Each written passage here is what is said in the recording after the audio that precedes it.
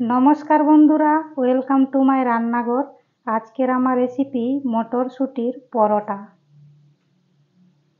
মটরশুঁটি নিয়েছি, মটরশুঁটিটাকে আমি ছাড়িয়ে নেব। একটা বিট আর দুটো গাজর নিয়েছি, বিট আর গাজরগুলোকেও আমি ছুলে নেব। গ্যাস অন করে জল গরম হতে দিয়েছিলাম, জলটা গরম হয়ে গেছে।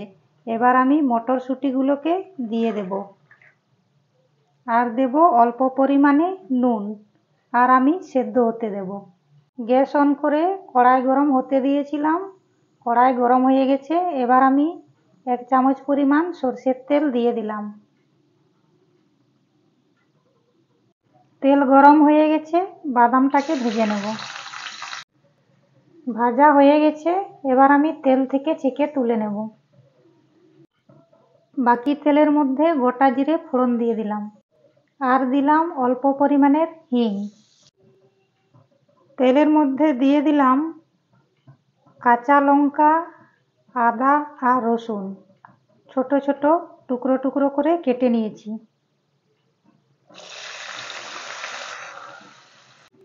আদা রসুন কাঁচা লঙ্কাকে কিছুক্ষণ ভেজে নেব।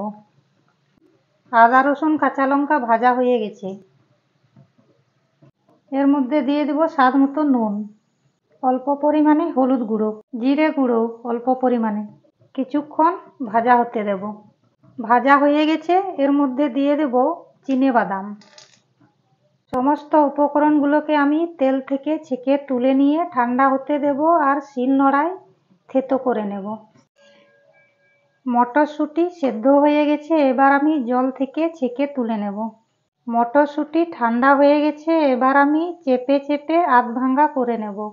সমস্ত উপকরণগুলোকে আমি একসাথে মিশিয়ে নেব। মেশানো হয়ে গেছে, এবার আমি গ্যাস অফ করে নামিয়ে নেব। 1 বাটি পরিমাণ আটা নিয়েছি। আটার মধ্যে আমি দিয়ে দেব সেদ্ধ করে রাখা আলু। আলুটাকে আমি গ্রেটার দিয়ে গ্রেট করে নিয়েছি। আটার মধ্যে দিয়ে দেব স্বাদ মতো নুন, 1 চামচ পরিমাণ সাদা তেল। এবার মেখে নেব, কিন্তু আগে যে সেদ্ধ করা আলু দিয়েছি ওটা দিয়েই আগে মাখবো। যদি জলের প্রয়োজন হয় তাহলে দেব, না হলে জলের আর কোনো দরকার লাগবে না। আটা মাখা হয়ে গেছে, এবার আমি লেচি কেটে নেব। লেচি কেটে নেওয়া হয়ে গেছে, এবার বেলে নেব। রুটি তৈরি করে নেব। রুটি তৈরি করা হয়ে গেছে, এবার আমি মটরশুঁটির পুর দিয়ে দেব। পুর দেওয়া হয়ে গেছে। এক সাইড ভাঁজ করা হয়ে গেছে, 2 সাইড হয়ে গেছে। এবার আমি চারিদিকে একই রকমভাবে ভাঁজ করে নেব। ভাঁজ করা হয়ে গেছে, এবার আমি আটা দিয়ে বেলে নেব। বেলে নেওয়া হয়ে গেছে, এবার আমি সবকটাকে একই রকমভাবে তৈরি করে নেব। গ্যাসটাকে অন করে একটা তাওয়া বসিয়ে দিয়েছিলাম, তাওয়াটা গরম হয়ে গেছে।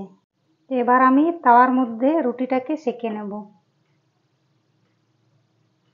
এক সাইড হয়ে গেছে, আর এক সাইডে পাল্টে দেব। এরকমভাবে আগে আমি রুটিটাকে শুকনো তাওয়াতে সেঁকে নেব। সবকটা আমার সেঁকা হয়ে গেছে, একই রকমভাবে সবগুলোকে আমি ভেজে নেব। এক সাইড হয়ে গেছে, আরেক সাইডে পাল্টে দেব। কি সুন্দর ফুলকো ফুলকো করে ফুলে উঠেছে। এবার আমি নামিয়ে নেব। দই নিয়েছি, পরোটা খাওয়ার জন্য চাটনি তৈরি করব। দইয়ের পরিমাণ 4 চামচ।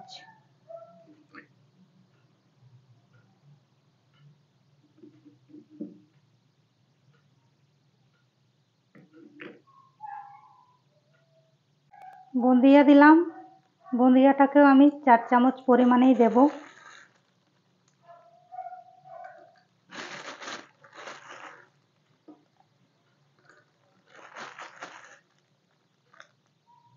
দুই চামচ পরিমাণ গ্রেট করা গাজর,